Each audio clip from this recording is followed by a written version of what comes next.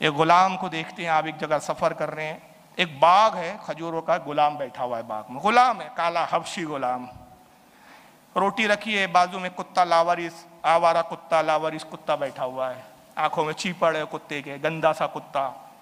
गुलाम रोटी तोड़ता है, एक निवाला खुद खाता है, एक निवाला कुत्ते को खिलाता है।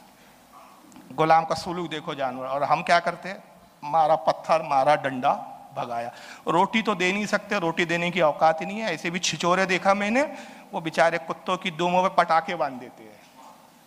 ऐसे भी कमीनों को देखा मैंने, मैं कमीना ही बोलूंगा, कमीने हैं तो कमीना ही बोलूंगा, बुरा लगे तो मेरी बला से, पेट्रोल डाल देते बेचारों के पीछे के हिस्से में, वो बिला कराया तड़प रहे, इन कमीनों को मजा आता है।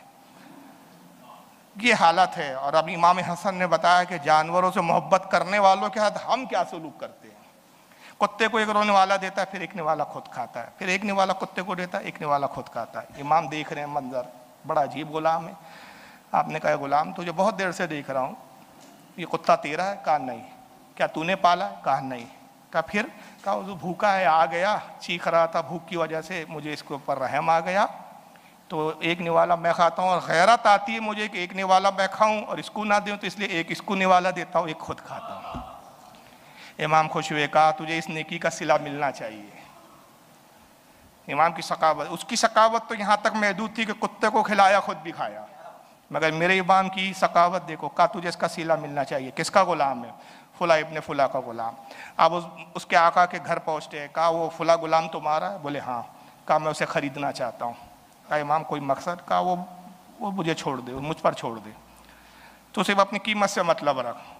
बोले हुजूर बड़ा फरमा बरदार गुलाम है, बड़ा अच्छा गुलाम है, मेरा इरादा बेचने का नहीं है। फरमाया दुगनी कीमत ले ले, इस कीमत में जो गुलाम आमतौर पे बाजार में मिलते हैं उससे दुगनी ले ले। बोले हुजूर नहीं, बड़ा काम का गुलाम है। अच्छा, कहा 3 गुना ले ले। फिर कहता सरकार नहीं मैं बेचना। अच्छा 4 गुना ले ले। वो कहा इमाम क्या बात है, उस गुलाम में आपको 5 गुना ले ले।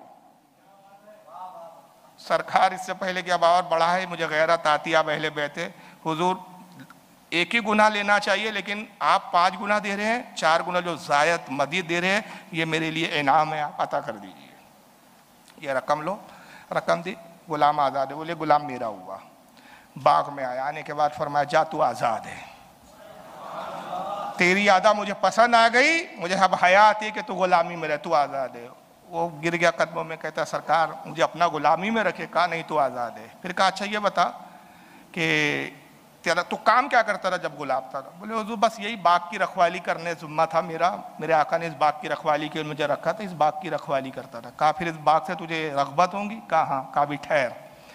फिर आते हैं उसके पास, कहते तेरा बाग भी मुझे खरीदना है।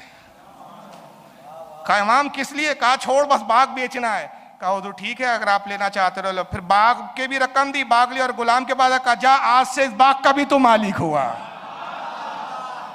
ये नवाजिश होती थी जनाब। है ऐसा कोई सकी जमाने में? कयामत तक कोई ऐसा सकी नहीं पेश कर सकते। बाग भी दे दिया, गुलाम था, आजाद भी हुआ, बाग का मालिक भी हो गया। तो गुलामों को मालिक बनाना इसी दर के वालों का काम है, इसी घर वालों का काम है। हम दर वाले हैं, इसी घर का काम है। इसलिए आला जिस दर पे जब आते हैं ना, तो इसलिए आजीजी करते हैं, तुझसे दर, दर से सग, सग से है मुझको नहीं। इसलिए कहता हूँ अपने इमाम से जुड़े रहो, खुदा की कसम अपने इमाम से जुड़े रहोगे, उनके इश्क की कुछ ना कुछ खैरात तुमको भी और हमको भी मिल ही जाएंगी यार। इमाम इश्क मोहब्बत के इश्क का एक कतरा भी मिल गया ना, खुदा की कसम आखिरत और दुनिया सब कामयाब है।